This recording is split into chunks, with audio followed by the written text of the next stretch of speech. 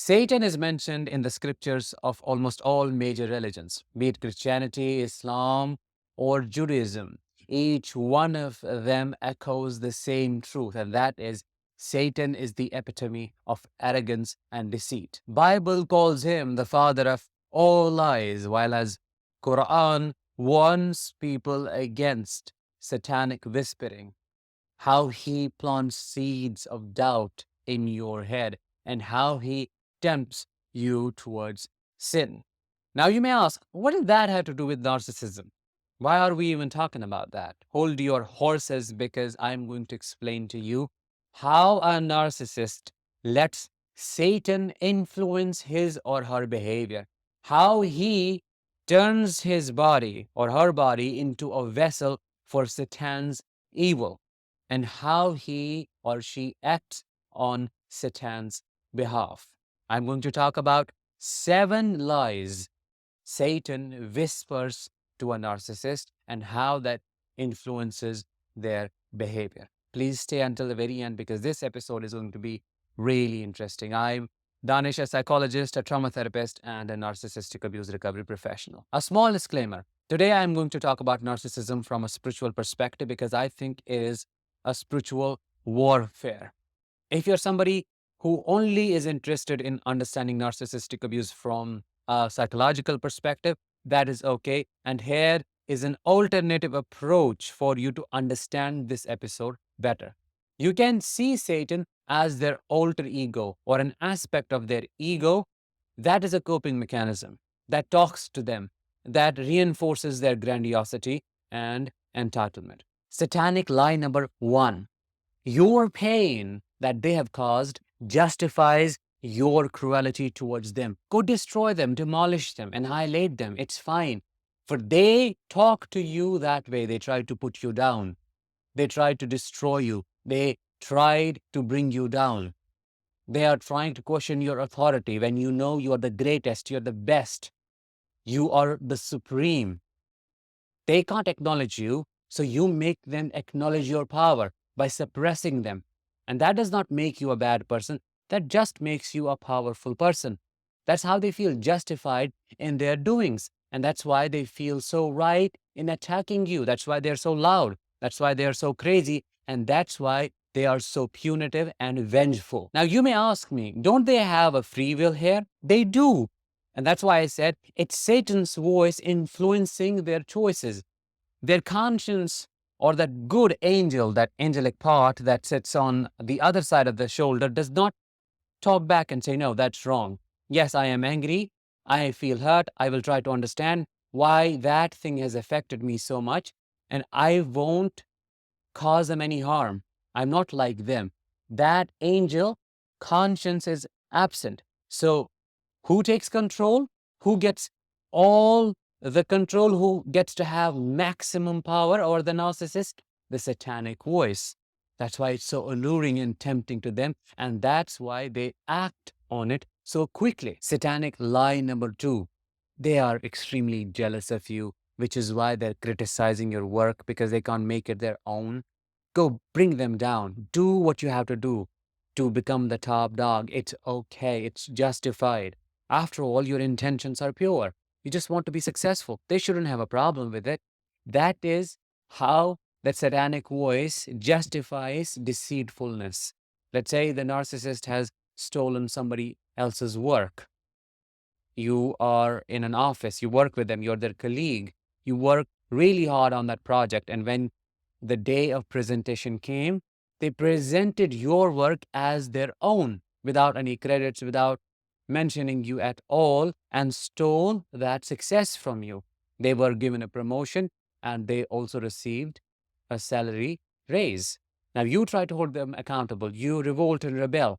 You are blamed to be the jealous one, labeled as the crazy one, and they justify it as your obsession with them. They must be so great, which is why you are coming after their work. But they will never ever talk about their abuse, how they are stealers, how they are copycats, and how they do not want to put in the real work. This also talks about a narcissist paranoia. They're extremely paranoid, always thinking how you are going to attack them, how she is going to attack them, how he is going to bring them down, because that's what they do to others. And that is a clear projection.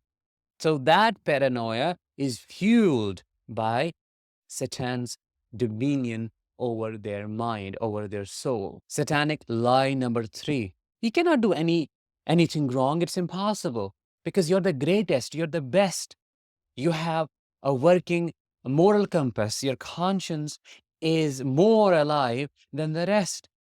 You are innocent. Your intentions are pure. So don't blame yourself. That is how they wash their hands of responsibility and avoid taking accountability. Now, let me give you an example. Let's say a narcissist has cheated on you and you caught them. Instead of taking responsibility and accepting that they effed up, they are wrong, they will compartmentalize the truth because this satanic voice, the altar's voice, will start talking to them. Oh, you could have been worse. You didn't actually cheat on your wife. You just spent some time with that lady or with that man because you were feeling lonely. All because of who? All because of your wife, because she has been nagging you lately. That does not make you a bad person. That only makes you a lonely person. See, your intention was not to betray her. Your intention was just to find some peace. What is wrong in that? Your intentions are pure. She is exaggerating the issue. He is exaggerating the issue. Don't feel guilt. Guilt is for weak. Guilt is a bad emotion. Let's suppress it. Let's get rid of it. Focus on how amazing you are because you could have done worse. You could have cheated with 2 more people. You only did 1 and you didn't sleep with her. So that makes you a better person. Don't take any responsibility. That doesn't belong to you. She is making a mountain out of a molehill. Before I move to number 4, here is a quick announcement. I am doing an online workshop, a webinar of 3 hours. The topic will be how to heal and release grief post-narcissistic abuse. If you want to book your spot at an early bird price, click the link in the description and let the healing begin. Satanic lie number 4. Your love is a gift they don't deserve. Oh, you're so loving. You're so amazing. You're so kind. Nobody can love like you do, but they don't deserve it. You know why? Because they are not as good as they were in the beginning. They are somebody else. A narcissist feels betrayed when they devalue you because their crazy head tells them, oh, this is an entirely different person. When in reality, it's them who changes. But no, they project it on you. In the beginning, they idolize you by creating a snapshot. Oh, they put you on a pedestal. They adore you for who you are, and that is their high. That's their distorted perception. But later on, when they get to know you and the limerence is gone, they see you, they see the human side to you. And that is when they lose interest, which they see as a betrayal. So, how do they process it? What does that satanic voice tell them? They don't deserve your love, for they betrayed you. You are loving, but you can't give it to them because they're not who they were in the beginning. It's not your fault, it's their fault. Nobody is going to see that loving side of yours because nobody is as good as you are. There is no equal to you, which means nobody can love as perfectly as you do. So just be unkind to others because they deserve it. You're better than them, so they're asking for it. Satanic lie number 5. Regret and remorse, these emotions are for those who are weak individuals, pathetic, those who fail to seize life by its throat. And you know what? You're not one of those. Regret? What are you feeling regret about? You did what you could and you're fine with it. You are perfect. You cannot make a mistake. So don't waste your time feeling regret about that you never did. That will only stop you from achieving that success. Delusions of grandeur. They keep fantasizing about reaching their potential, but actually they never do. It remains a fantasy. Don't think about feeling sorry. What will you feel sorry about? That's just a waste of emotions. You don't feel guilt. You don't feel sorry. You don't apologize. What is authenticity? You are who you are. And you don't need to change at all. If anybody needs to change, it's them. Forget and move on. There's nothing to reflect about here. There's nothing to look back at. Everything is okay. Just focus on who has your money, who has got the attention that you seek, who can be used to get there because you deserve to be there, and no one can take your position. No one can take your seat. Satanic lie number 6, embrace the mask. It's who you really are.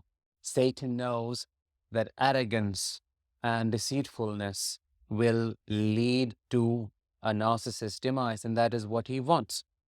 But this narcissist is more than willing to accept their mask as their truth, for it makes them appear stronger than they actually are. So Satan tells him, your charm is who you are. See how you can attract so much attention, how you can be the life of a party, how you can bring people down. That's how powerful you are. How you can influence people, how you can lie to so many and nobody gets to know you are lying. You can make a fool out of tons of people and they believe you. That is how powerful and great you are. Believe that. Those insecurities, everything else, your childhood, it's not who you are. You never were that. You're destined to be godlike. You're destined to be great. You're the eternal victim. You deserve all the empathy. And nobody is like you. Own that. Your mask is your reality. Accept it. And that is internal distance from true self. That is what creates dissociation.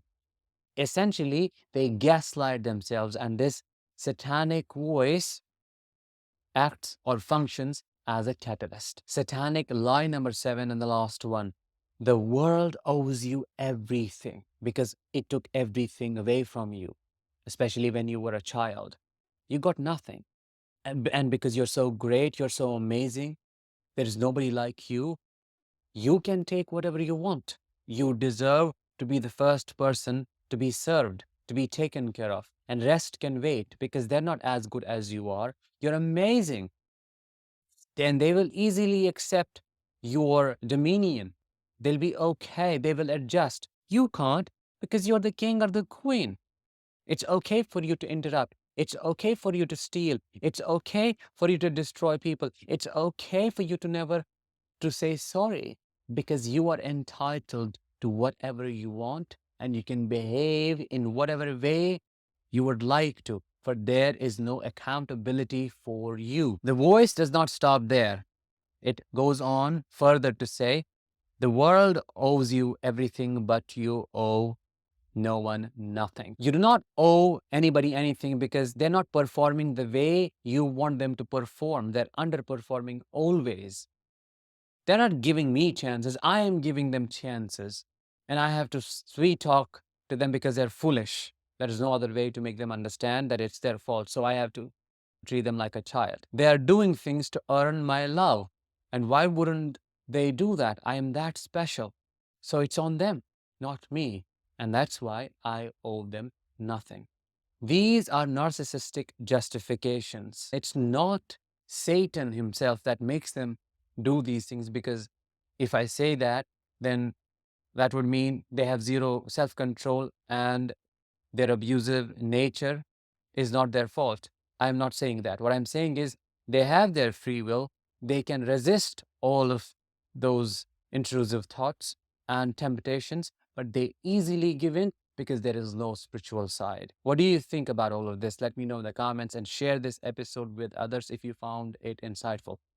I'll talk to you in the next one. Until then, as always, let the healing begin and continue.